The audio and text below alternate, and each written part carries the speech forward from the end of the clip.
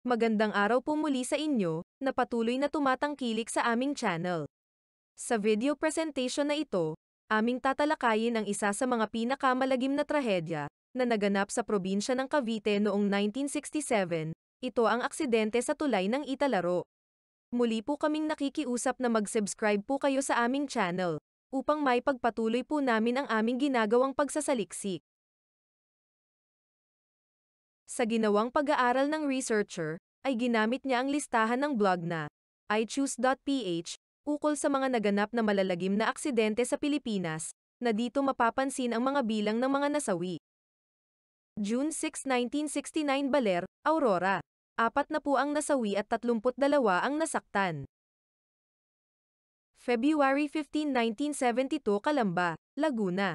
13 ang nasawi at 41 ang nasaktan.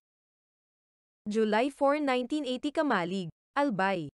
13 ang nasawi, 28 ang nasaktan. July 21, 1985 Atok, Benguet. 28 ang nasawi at 70 ang nasaktan. May 23, 1986 Antique. 23 ang nasawi at 15 ang nasaktan. January 13, 1991 Sindangan, Zamboanga del Norte. 25 katao ang nasawi. January 21, 1999, Baguio, Benguet. 22 ang nasawi. December 24, 2000, Bansalan, Mindanao. 30 ang nasawi at 12 ang nasaktan. Sa nasabing listahan, ay hindi napabilang ang aksidente na naganap sa tulay ng Italaro sa pagitan ng mga bayan ng Mendez at Indang, na nasa teritoryo ng probinsya ng Cavite, na naganap noong ika-6 ng Enero taong 1967. Sa nasabing aksidente, lumilitaw na mayroong 84 na katao ang namatay at 60 ang nasaktan. Sa ganito, ang nasabing aksidente ang maituturing na pinakamalagim na aksidente sa transportasyong panlupa sa kasaysayan ng Pilipinas, subalit isang pinakalimot na kaganapan. Ang video presentation na ito ay isinumite ng mga estudyante ng researcher sa Cavite State University noong Marso taong 2005. Bilang mga requirement sa kursong kasaysayan ng Pilipinas na kinakailangan nila para sa pagtatapos ng kursong Doctor of Veterinary Medicine na sina January Agustin, Graceland Alvarez, John Ray Martinito, at Noely Protomartir. Ang nasabing papel ang itinuturing ng researcher na isa sa pinakamahusay na naisumite sa kanya sa buong panahon ng kanyang pagtuturo sa Cavite State University. Ito ay dahilan sa punto ng kasansanan at kapuliduhan sa pagkakagawa. Higit na narating ng pag-aaral, ang pagsay sa dokumento ng isang malagim na kaganapan upang manatili sa kamalayan ng lokal hanggang sa pambansang kasaysayan. Ang matandang tulay ng Italaro ay matatagpuan sa dulong timugan ng baryo ng Kaikwit, sa Indang, Cavite. Mapapansin, ito sa katotohanan, na marami sa mga matatandang may-ari ng lupa sa area na iyon, ay mga angkan na mula sa Kaikwit. Ang Italaro ay isa sa mga tulay na bahagi ng Route 25, na isang binuksang highway noong panahon ng Commonwealth na nagmumula sa Tagaytay at bumabagtas ng Mendez, Indang, Naik, at naglalagos sa kanluran papunta ng Maragondon at Ternate. Uulitin ko po na ang Route 25 ay naisang binuksang highway noong panahon ng Commonwealth. Sa ganito, naiwasan na ng mga biyahero na pumasok sa matandang kalsadang Mendez-Kaikwit, ang lahat ng mga nagmumula sa Tagaytay, at bumabagtas ng Mendez, Indang, Naik, at naglalagos sa kanluran papunta ng Maragondon at Ternate. Samantalang sa pasilangan naman mula Naik ay maglalagos sa kahabaan ng mga dalampasigang bayan ng Tanza, Rosario, Noveleta, Kawit, Bacoor palabas ng Kamaynilaan. Para sa historical accuracy, ang kasalukuyang Italaro Bridge ay hindi po dito eksaktong naganap ang malagim na aksidente, noong 1967. Ang bagong tulay ay sakop na ngayon ng Barangay Mahabang Kahoy at ang matandang tulay ng Italaro ay nasa dulong timugang silangan ng Kaikwit. Upang maunawaan natin ang konfigurasyon ng lumang kalsada, inaanyayahan ko po kayo na tingnan ang satellite photo ng Google Earth. Nagpapasalamat nga po pala ako kina Sir Emer Guevara at Ronald Herrera na kumumpirma na ang eksaktong area ng matandang italaro ay nasa baryo ng Kaikwit. Sa satellite photo ng Google Earth, ay makikita pa rin ang bakas ng matandang kalsada, na dating kabahagi ng kahabaan ng Route 25. Ang pagbabago ng kalsada sa kanyang bagong alignment, kasama na ang pagbubukas ng bagong tulay, ang tahimik na legacy, ng aksidente noong 1967.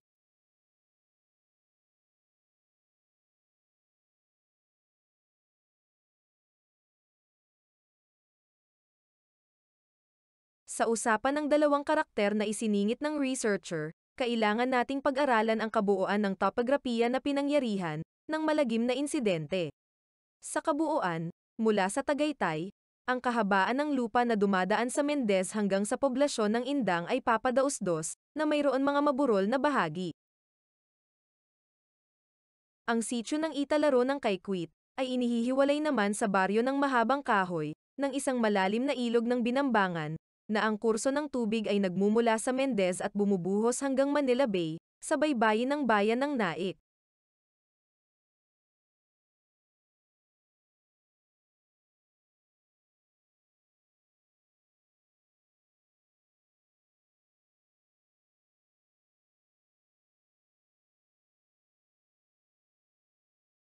Maganda pong katanungan ang ibinigay ng ating mga bisitang karakter, kung bakit liko-liko ang matandang kalsada ng Route 25 sa bahaging iyon ng Italaro.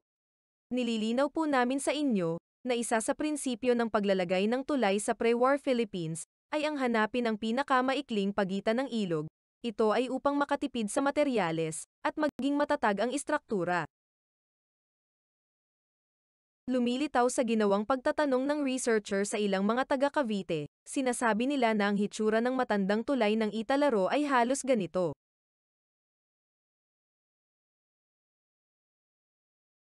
Ang modelo ng matandang tulay ng Italaro ay tinatawag na Pony Truss Bridge, na unang itinayo sa Amerika noong mga unang taon ng 1900s at inilagay sa mga pook rural ng Amerika.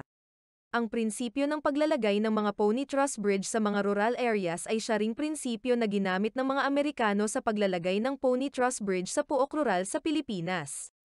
Ang katunayan, ang mga pony truss bridge na ito ang halos mga uri ng tulay na existido pa sa Upland Cavite hanggang sa mga unang taon ng kasalukuyang siglo. Kung gagawa tayo ng isang rekonstruksyon sa matandang kalsada at tulay ng Italaro na kinaganapan ng trahedya, ito halos ang makakatulad na tanawin sa nasabing lugar.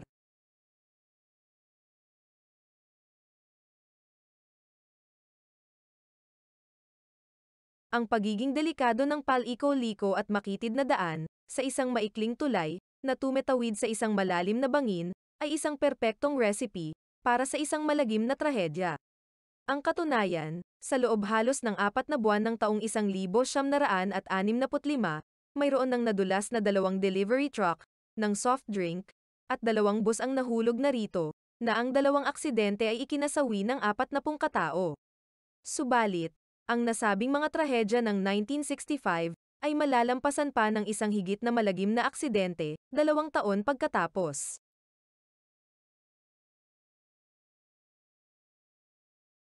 Ang sumunod na sangkap sa recipe ng malagim na trahedya, ay ang anyo ng sasakyan na sangkot sa aksidente. Sa pagbabalita ng Diaryong Desert Sun noong ika-6 ng Enero taong 1967, inilarawan nito na ang bus na gawang lokal o gawa sa Pilipinas. Mayroong mga kahoy na upuan na nakasalansan ng paalang at bukas sa tagiliran ang bawat hanay. Ang ganitong paglalarawan sa mga bus sa aksidente, ay tumutugma sa mga modelo ng kumpanyang Batangas Laguna Tayabas Bus Company, o BLTB sa mga dekada 60, na makikita sa larawan.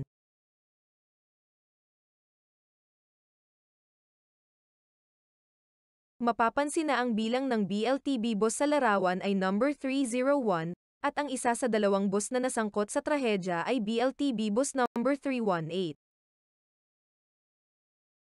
Ang mga mamamayan ng Batangas ay mayroong mahigpit na pagdebosyon sa imahe ng Santo Niño de Ternate. Naging taunang panata ng mga ito ang magsagawa ng isang relihiyosong paglalakbay mula sa Batangas papunta ng Ternate, na itinataon nila sa tuwing ika-6 ng Enero ng bawat taon, na kumakatawan sa petsa ng araw ng pagdalaw ng tatlong hari sa sanggol na si Jesus. Sa lalawigan ng Batangas ay mayroong pangkat ng mga tao na nagsasagawa ng taunang panata para magtungo sa kapistahan ng Santo Niño at tatlong hari sa bayan ng Ternate, Cavite. Noong madaling araw ng ika-6 ng Enero taong 1967, ang pangkat na ito ng mga deboto mula sa Batangas ay nangag-ipon-ipon sa kanilang mga bayan para maghanda sa pagtungo sa Ternate, Cavite upang magsagawa ng taunang pagsisimba sa nasabing lugar. Ang convoy ng sasakyan mula Batangas ay binubuo ng 54 hanggang 57 na mga bus na nagkaipon-ipon naman sa crossing ng Tagaytay-Mendez Road. Nang ang convoy ay nakarating sa Tagaytay City, sa ganap na 7:30 ng umaga at sinamahan sila ng constable na si Sargento Junicio Doro ng 212 PC Company. Sa ganap na ika-7:35 ng umaga, 5 minuto makalipas ang sandaling pagtigil sa Tagaytay Mendez Road, umalis ang convoy patungo sa Indang.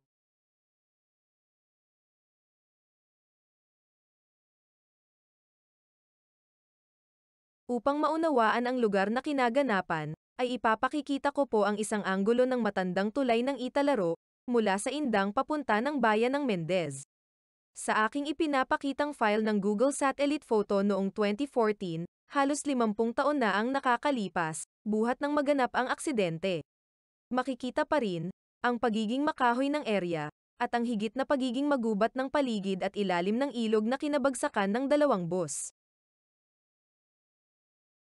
Upang magkaroon po kayo ng ideya kung gaano kakapal ang mga halaman sa at ang kalaliman ng mga ilog sa Upland, Cavite, iniimbitahan po kayo ng researcher na panoorin sandali ang tatlong magkakasunod na litrato.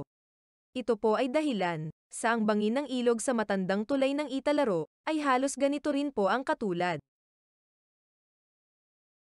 Isa sa bus ng BLTB number 522 na minamaneho ni Antonio Luntok, 55 taon, ay umuna sa iba pang sasakyan, overtake, na naging sanhi ng pagluwag ng preno ng bus. Nang nasa palikong bahagi na ito, malapit sa tulay ng Italaro ay bumangga ito sa BLTB bus number 318, na minamaneho ni Lalito De Castro. Sa lakas ng pagkakabangga sa likuran, nawalan ng kontrol ang bus number 318, at nahulog sa bangin na may lalim na 140 talampakan, at sinundan din ng pagkahulog ng bus 522. Marami ang namatay sa dalawang bus na nahulog dahilan sa mga bakal na nabaluktot at mga punong kahoy sa nasa lugar na tumama sa iba't ibang parte ng katawan ng mga nasawing pasahero. Pagkatapos na mahulog ng dalawang bus ng BLTB, sa ilalim ng tulay ng Italaro, naganap ang isa sa pinakamalagim na bahagi ng buhay ng mga mamamayan na napasama at nakasaksi sa ginawang rescue and retrieval operation sa mga biktima ng trahedya. Sa sobrang lalim ng bangin, ay nahirapan ang mga sumaklolo, katulad ng mga mamamayan sa lugar, pulis, at mga militar, sa mga naging biktima. Nahirapan din sila na makasaklolo ng biglaan dahilan sa mabato at maraming puno sa pagbaba ng bangin. Ang pagkuha sa mga biktima ay ginamitan ng lubid at kaing na hinahatak pataas sa tulay. Iniuna na inaahon ang mga sugatan na dinala sa iba't ibang pagamutan sa Cavite at pagkatapos ay ang pag-aahon ng napakaraming mga bangkay. Tumulong din ang Philippine Air Force at US Navy na nagdala ng helicopter sa Italaro, ngunit 6 na oras na ang nakalipas ng ito ay dumating at halos lahat ng biktima ay naiahon na sa bangin. Ang mga sugatang biktima na inihaon mula sa bangin ay agarang dinala sa Caparas Hospital at Velasco Hospital, na nasa tabing bayan ng Silang, upang malapatan ng mga paunang lunas. Marami sa mga nasugatan ang nasa kritikal na kalagayan, nagkulang ang mga gamit sa mga ospital na pinagdalhan sa mga ito. Humingi ng tulong ang mga lokal na pamahalaan sa Department of Health at iba pang ahensya ng gobyerno pang nasyonal upang mabigyan sila ng mga panlunas sa mga biktima.